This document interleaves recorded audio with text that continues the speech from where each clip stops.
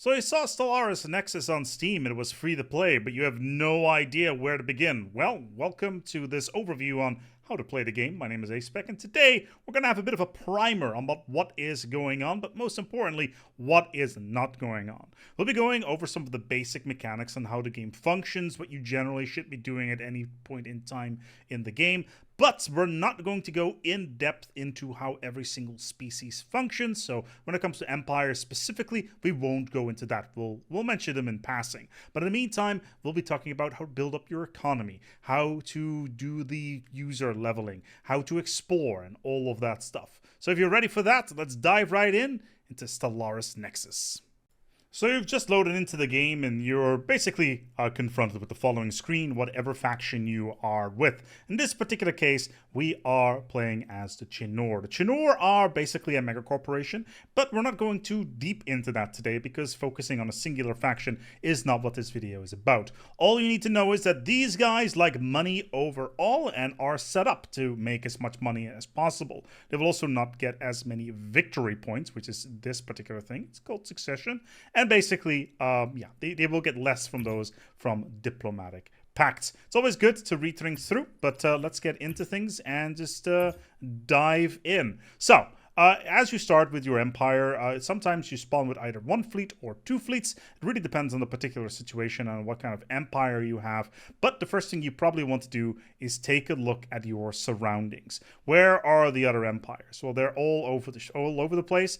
But we also need to prioritize on what kind of systems we want to claim. Now, right now, we can see that we've got a mineral system and a industrial system nearby, and we can get some additional resources from this. So we're just going to go ahead and drag and drop this particular fleet in this direction. Why this particular planet? Well, it's got good resources on it and it's not defended by anybody around them. In addition to that, we have a construction card, or a whole bunch of cards at the bottom of the screen. In this particular case, we want to use the construction card, clicking on it and then dragging and drop it to the relevant planet. What we have here is the amount of resources that we can build and the resources that we have available. Because we are currently sitting at +7 resources, as in the little cogs, and not enough pops just yet, we're just going to go ahead and get resources so that we have 8 of each. There we go. In the meantime, though, I don't think we can do much more beyond this point because the amount of pops that we have available, although maybe we can do some taxation. We do still have 5 pops available, which means that we can do a bunch of other stuff. We could trade if we would want to, but it's not really all that useful. So we're just going to go ahead and build another fleet if we can, which we cannot because we don't have enough resources. Then this taxation. Can we trade? Yeah, we could. We're just going to go ahead and trade with one of these other planets. And basically, immediately, we get this little thing on the right here that says pending on convoy, and we will get money for that. But now we don't have anything else to do.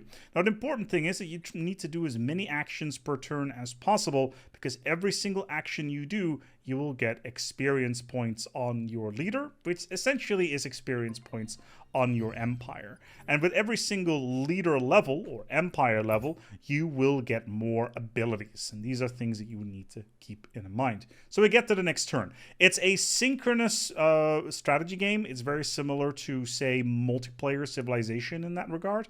But yeah, it's mostly akin to a more complex board game more than anything else. So we have a bunch of cards here that we can use. We still haven't made first contact, which is fine. So we kind of need to take a look at our options. We kind of want to get more fleets because we want to get this planet over here under control. But the more important thing is that we take control of this planet. And we can do that by just dragging and dropping our fleet onto the planet, and we will claim it. The fleet will lose a bunch of fleet power as well as a pop within the empire, but that's fine as long as we have enough stuff in general. We should be okay. But in the meantime, we should probably build another fleet. What do we have right now? Is that a battleship fleet? That is a battleship fleet. So we should probably try to get ourselves a raider fleet while we are at it, because that will allow us to give a little bit more flexibility. And we want to get as many fleets as possible anyway, so that we can claim these systems as well before anybody else does. In the meantime, though, I got a trade card, I got a culture card, and I got a politics card. Trade doesn't help me right now. Culture could be useful, but not all that much. Politics, on the other hand, will give us the ability to pick any card that we like. And considering the amount of resources that we have available, this is super useful to us. So what do we want to do here? Well, espionage seems to be good. However, I don't think I've got enough stuff for that. The problem is at the moment that if I pick any of these cards, it will use up all my resources because I need to use 4 money and 5 pops, and I only have 5 pops available right now.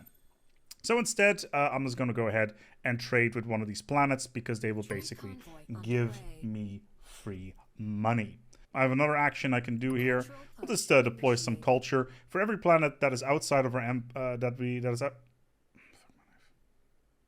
For any planet that is outside of our empire that has our culture, we will get a succession point during the council. We'll get to the council in the when we get there. Anyway, let's end the turn. So we've done all of our moves. Our destroyers are now out, so we're going to go ahead and claim this planet. We're going to go ahead and claim this planet as well with our battleships, but we also have an espionage card. And espionage is actually super useful in Stellaris Nexus because it allows us to do all sorts of nefarious things. In this particular case, we are going to use it on this planet that has an enemy fleet over it, and we are going to install a puppet ruler on it. Basically, within 3 turns, this planet will be under our control without us ever having to fight the enemy. In the meantime, we can go and do some research, which would be nice, or we could do some more construction to build up our economy. Right now, researching gives us a couple of interesting things. Crypto siphoning, which gives us more money if we do trading. Whenever we have culture on a foreign planet, we get more science, or we could get some other things as well. I do like Military Academy. It is quite useful, and we're just going to go ahead and do that. And in the meantime, we'll also do some construction if we can, but we can't because we are run out of pops, which means that we have to go to the next turn. But yeah, we've done a bunch of actions that turn, and our ruler is now steadily leveling up due to our actions. So at this point, we just want to keep on expanding. So we want to make sure that we take control of as many systems as we can. There's a bit of shame about not getting access to that culture. But in the meantime, we now have a resource planet under our control, a population center, and a factory world. Now, every single one of these planets have their own individual bonuses and the type of buildings you can build on them. And yeah, we want to keep an eye on that until that becomes relevant. In the meantime, it looks like our other factions are also slowly but steadily expanding. The UNE is not doing so hot right now, but the Kelazan and the Vor seems to be doing quite nicely. The UNE is all about diplomacy. The Kelazan, they're the war people. The Vor are all about technology. Turton are about turtling and doing things slow. And the Ixtadar are a hive mind that just get infinite industry. So that's maybe something to keep in mind. And that's all I'm going to be saying about these factions at this moment in time. But in general, it looks like we got a nice little area. We got a bunch of good planets that we can use. We just sadly don't have the ability to leverage any of our cards at the moment. Which means that we can talk about the command cards. So let's grab a command card and attach it to a fleet. Basically, we can add a command to a fleet. And basically, we can say, okay, this particular fleet will be reinforced faster or be repaired quicker if we attach this command. You can only have 1 command per fleet, but you can always overwrite your commands as well. Diplomacy is not going to be helpful with us because we haven't made first contact yet. Instead, let's just do some random trade with a random planet out there and just get some actions going, because actions are really important because we want to level our leader.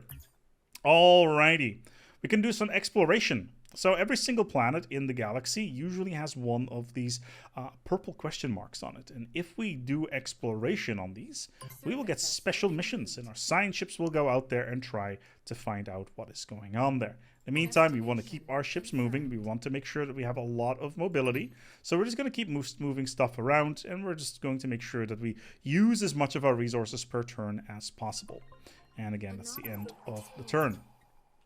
So the anomaly was found. We got some asteroids, which means that we got +2 in this particular system, which is great because it means that we get more resources in this particular system, which is awesome because it was already a factory world to begin with, which means that, yeah, we can transition these into science or military or even trade. And we found another world over here, which is awesome for us. So in the meantime, though, we do have some construction that we can do. And we're going to go ahead and claim this. So you can see this fleet has now disappeared because it cost us 5 attack points to get control of this system, which is a bit unfortunate, which means we need to build a new destroyer. And on top of that, we have just leveled up. Now, when this happens, don't do anything else. Just go ahead and level up your ruler and pick the thing that you want to do.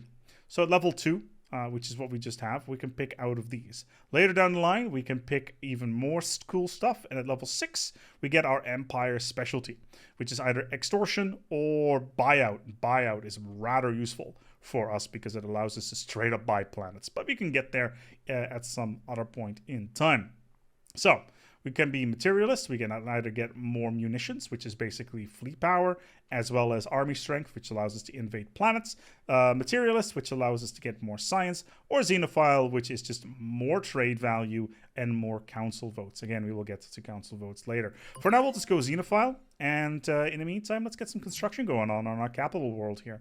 Doing some more stuff with the industrial laboratory is quite nice. And when we have the opportunity, we are going to build some population centers on Aria because we are running low on pops. For every single planet that we control, we will have 1 less pop in our empire growth, which is something we want to keep in mind. We want to keep as many pops as possible, so getting those under control is very, very important. And it looks like our espionage option has been confirmed, and we have now taken control of the system. Just be aware the hostiles that were in there are still there, which you want to keep an eye on. In the meantime, because we conquered this additional planet, we now get +3 instead of +4 that we had last turn, which means that our options are severely diminished. And it looks like we are now bordering our good friends over at Nexus. We'll get to Nexus shortly. It's actually Neanamore, but Nexus is something that we'll talk about in a bit. In the meantime, we could do some more research, which is always nice. Reducing the mineral cost for construction projects is quite good. But for now, cranial implants seem to be quite good. We have no need to do any espionage anywhere. We can do some exploration. Let's do that, say, here. And can we move the ship? Yes, we can. Normally this would cost a bunch of pops to move, but because we have enough money, because we can transition money into resources, we could just move this fleet over here, which is quite nice. So let's end the turn. Sweet, we found a primitive civilization, which means there is more space in this particular system. Excellent, and we could just go ahead and claim this, which is exactly what we're going to do. But now we may be in a little bit of a pickle because the warfare people are right next to us. So what we're going to do is we're going to do in some of diplomacy. Hello there, aliens. We would like to have a pact with you, preferably a non-aggression pact, and they are all on board for that. If you're playing multiplayer, this acceptability thing obviously doesn't really matter. However, versus the AI, it's quite useful to have. I would like to get some tech out of this as well. Gray versus gray, always make sure you have the right color because, you know, there's different values there. And because this is a political thing, I get -1 succession because I am playing as Janor, and they get 3. So we're going to go ahead and send this out, and let's hope that they accept this. And now I've run out of resources, and I can't do anything for the rest of the turn. And I got a revolt within my empire. That is just unfortunate. Welcome to the council. So the council happens every few turns, and basically it's an indicator of what the status of the galaxy is. Who is in the lead? Who is doing well? Who is the best person in a certain thing? So right now we only have the regent functionality. Regent basically means is if you control Nexus, the throne world of the galaxy, you will get 12 succession points. Nobody controls it, so nobody gets 12 points. However, with every single time we have a council, we get the option to vote for any of these, whether or not it's an explorer, or futurist, or expanding, or being an industrialist. Basically, anything in these categories will allow you to get multiple points. The first time you win a particular category, you get 12 points, and it has a diminishing returns every single time you do so. Because we have been exploring so hard, we're going to go and focus on the exploration side of things. Industrialists we really don't want to dabble with because the Ixodar will just overtake us. Expansive is also problematic, even though I could take another world, but my population is a little bit bad, and the war will always win futurists because of the way their empire is set up. In addition, we can also get a resolution.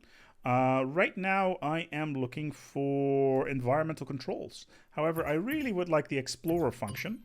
And sadly, Expansive won, which is problematic. But environmental control boards did win, which means we get another building slots on all of our planets, which is awesome. But it means that I need to take control of more worlds because of the expansion functionality. We are currently controlling 6 worlds, which is clearly not enough. So we're going to go ahead and reclaim this planet that we lost earlier. But we're also going to need to build a battleship fleet while we are at it, because it could be a little bit problematic. Let's do a politics cards. We currently cannot do anything because, yeah, we don't have the population to do anything, which again is problematic. And this is why you want to build up your economy nicely in the direction of having pops. You generally always want to have more than 5 or 6 pops within your empire, which is a good idea. Anyway, the aliens want to be our friends, which is awesome. And I still do not have the option to get anything in terms of building any buildings, which again is problematic. What I do want to do, however, is I want to trade with this empire. Now, as you can see, this trade convoy is going straight to the aliens. And if they have a trade card of their own, they can just drag and drop it right on top of it and claim the money that comes out of it. But right now, I really hope that they will, because I desperately need the cash. And I just claimed this planet. Very nice. Which means that in the next turn, I will take the lead. But maybe one of the other empires will have done the same, which is, of course, problematic. We'll throw a taxation card into the mix so we can get more money, but we only have +2, which means that we've really screwed ourselves in this particular case, and we still do not have the ability to build any buildings. This is problematic, to say the least. And also, the Ixidar have conquered Nexus, which means that they will get plus 12 points when they basically when the council is. However, controlling Nexus usually means that everybody who is around you will try to dogpile right on there. Anyway, we're going to go ahead and trade with Nexus and try to get some more resources out of this. And we also try to get a Diplo pact with them. I would really like to get a non-aggression pact with you and get crypto siphoning if I can. And I will give you centralized command. Acceptability 100. Let's confirm that, and on our way we go. Cool. Expansive. Oh. So the Chinor...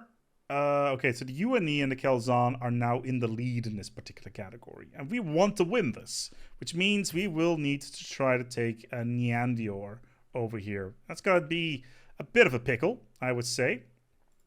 Because we still have these aliens next to us. But we also have a construction card, and we desperately need population. So we're going to go ahead and go to this planet that has population on it, build a city on it, and try to get as much value out of it as possible. If we can get any good technology that will help us with pops, that would be good. Repulsor technology is quite good in that regard. And I should have probably tried to move some ships around, which I did not. Good. They've accepted. I get another construction card. I will build another city because I need more pops.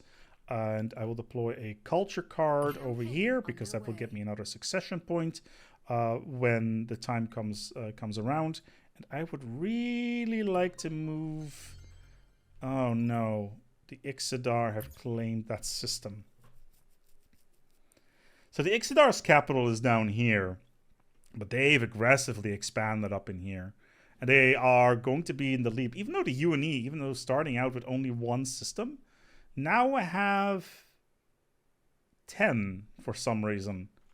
I'm not entirely sure how they've managed to do that, but still impressive stuff. Oh, it's presence in the most systems. Okay, that's not even that bad. Okay, we just need to move our fleets then into places that we're simply not in. So we're just going to go ahead and just move our ships around. We'll build a carrier as well. We cannot do any exploration at the moment. But as long as we have multiple ships in systems that, in as many systems as possible, then we should be able to win this. It's just a presence. It's not owning systems as far as I know. Yes, okay, that's good. So we'll move our carrier fleets over here to this system if we can. This fleet is down in here. We've got a... I would like to get another fleet if I can. I can build a galactic monument because I've got more than enough construction points. privateer can move 2 jumps, so I'll build some of that. I still don't have enough population, which is problematic. And I don't think it'll be enough. Can I cannot move in there. You cannot invade a rival empire's territory unless you are at war. This is a problem. Plotting jump. It's this turn, it's council, and I will not have the presence, and Ixodar will win the Nexus as well. Is the Ixodar at war? No, it's the neutrals that are in there. But in the meantime, I don't have enough resources to do anything at the moment, which is fine. And it looks like some Xenos are trying to steal technology from me. That's unfortunate. But still, I did not win because the UNE is obviously in more systems. They get 12 points. So do the Ixodar. And we go into the next side. I'm currently bottom at the board. And I need to take a look at whether or not there is any opportunity for me to win. Now, opulent is something that I'm really good at because money making is my thing. And on top of that, as a resolution, anything is good.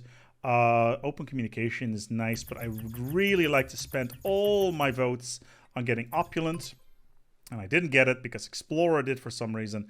And also everybody's lost munitions. So all of our fleets are basically useless. But that's fine because we've done the trade. Okay, we've got trade. I probably should have gone for exploration there. But I need more pops anyway. So let's get some more cities. Do I need to move some fleets if I can? I can't at the moment. That's unfortunate. And some aliens. A planet drifting in space. Cool. But yeah, some exploration going on here. Oh wow, okay, I literally don't have enough pops to spread my culture because my culture is in too many systems already. But I would like to trade. And I would like to reinforce my fleets if I can. Remember, always try to max out your amount of actions per turn. Research. Okay, so right now this particular fleet is about to engage these guys. What you're seeing here is not actually combat. We can actually go ahead and disengage from this. So basically, we have now given our fleet the order to disengage from this particular area. Because the turn hasn't finished yet, the action actually hasn't happened. So there's no combat actually happening right now. It's just an indicator of, combat could be happening. So we also have leveled in the meantime, which is good, which means that, cool, your trade edicts now will now always cost money instead of pops, which is nice. But we can also get corporations. Now, corporations is something I'm going to pick because corporations basically means that we get extra money every single turn. It's the special ability, the special resource for the Chinor. You should try to get as many of them as possible. In the meantime, politics card. I would like to do exploration, but I don't have enough pops to pull that off. So I am going to need to get myself some tech. And if you can, always try to get shields, because shields are awesome in this game. I got 166 resources. That is a lot. So I'm just going to go ahead and build a galactic monument with that and be on our way. A galactic monument basically means that... Why was that a fight? Am I at war? I am not. Interesting. Basically, a galactic monument is just a way of generating succession points. And right now, the Ixodar are very much in the lead. But don't be too scared at this point, because just because they are in the lead does not mean that you are going to lose. There's very much a rubber band effect at play here, and anything can happen at this point. If I manage to get Expansive, for instance, Explorer, which shouldn't be too hard, then things should actually be going quite well. And I would like to have a permanent bonus on my Empire, please. I would like to get some more trade, and I would like to do some taxation on my people. And whilst we are at it, I would like to build some more stuff on my fleets if I can, which I cannot, which is unfortunate. Well, let's just end the turn. System survey results. Sweet. Okay, let's do some more diplomacy. Let's trade ourselves some more stuff. So the Turton are currently not with us in a non-aggression pact, so we need to fix this. And the technology that I would like to get out of this would be, I do like automated factories. That is a very sexy tech. And I can trade this for plasteel technology, which, as you can see, is both of them are tier 3 techs, which is a good trade. Plus, I get more succession points out of this, and I will overtake the Kelzon, because screw those guys, I am better than you. I still need more pops, because not having enough pops is, of course, a problem. And I can do some cultural stuff, and I will spread my culture like a mad lad. Let's end that turn. And I've built a mega structure. There we go. It's not the craziest mega structure. Later on, I will be able to build trade depots, I think. Where is it called? The military jack. Off-world trading hub. Yeah, off-world trading hub at level 5, which is actually really, really nice. I got some more opportunities to trade, which is unfortunate because I wanted to get more exploration. I'm only 1 exploration behind, but we got 2 years till council, which is a problem. In the meantime, let's just upgrade our fleets if we can. I don't have enough munitions. Right, okay, because the munitions are currently completely crap. So instead, we'll just build another galactic monument to increase our standing. And yes, I'll have that. Espionage. Or research. I can probably do all of them. Battleship plus 3 shields, absolutely. And some espionage, maybe. Yeah, let's, in this particular case... Wait, where is this? I can't upgrade this fleet, that's right. Let's do a coup. Let's try to do a coup d'etat on that particular world. I think that would be fun. And in the meantime, I can't really trade with anybody because I already have trade convoys with basically everybody. Politics, yes. Explore, please. I need to get exploration going. And I just got a ton of money as well. And construction, I need more population. Cannot do that on a production planet. Consumer good factory. Let's do that. +7. We're in a better space now. Somebody's trying to do a coup d'etat on one of my worlds. And here we go. Did I get enough exploration going is the question. And no, I did not. The Kelzon was better than me. Which is unfortunate. Oh, it's opulent. Please, I would love opulent. And I've also liked all leaders to level. That would be awesome. Okay, industrialist. The highest income, the Ixdar is automatically going to win that because they crap out minerals like nobody else's business. But in the meantime, though, I think that we've basically gone over most of the basics within the game. At this point in time, you can just go ahead and continue doing your research, continue doing your taxation, to continue to deploy your culture and try to fight for those points. Like Explorer, make sure that you explore the most things, or have the highest presence in as many systems as possible, or have the most resources available. In general, being top of these categories means that you will win. You do not need to control Nexus at all. If you manage to take these categories, like the first time you see them, you will usually win. In this particular case, I would have already gotten about 50 to 60 points extra, and I would already be in the lead. Only because the Ixdar are down there, and what else are they doing? They're also doing a bunch of stuff with their leader levels, etc. So, in general, from this moment onwards, you can easily play the game and try to figure out what's going on. And bring your friends in, because you can play this game in about 20 minutes. In about an hour flat. And yeah, that's better than, say, sitting down for a modern board game, because those take like 2 to 3 hours. It's a lot of fun. Make sure you go and try and check it out, the demo, whilst it is still running and whilst it's still available. And I hope that this has been a nice little overview of what's going on. Next time, we'll talk a little bit about how everything works in terms of the other empires, because we talked a little bit about Chinor and how they got corporations and all that stuff. But we also have the Exidar and the UNE and the Vor and the Kelzon and the Turton. And maybe we should do a dedicated video on them. If you like this, feel free to leave your comments below. And please don't just ignore this game out of hand because it's not something that you like. It is genuinely good fun, and I cannot stress that enough. Make sure you feel free to click the link in the description below, because it will take you to Steam Workshop, the Steam Store in general, where you can play the game for free for now, at least until after this week, because then that will no longer be the case. And if you're watching the video past that point, well, then that's most likely not going to be the case. But in the meantime, though, thank you so much for watching. I hope this was a little bit more overview technical, and that you have a good idea of what is now going on and what to expect from a game of Stellaris Nexus. First to 100 wins, 6 people go in, and only 1 comes out on top. Have fun. No, really, do go and have fun. It is quite good.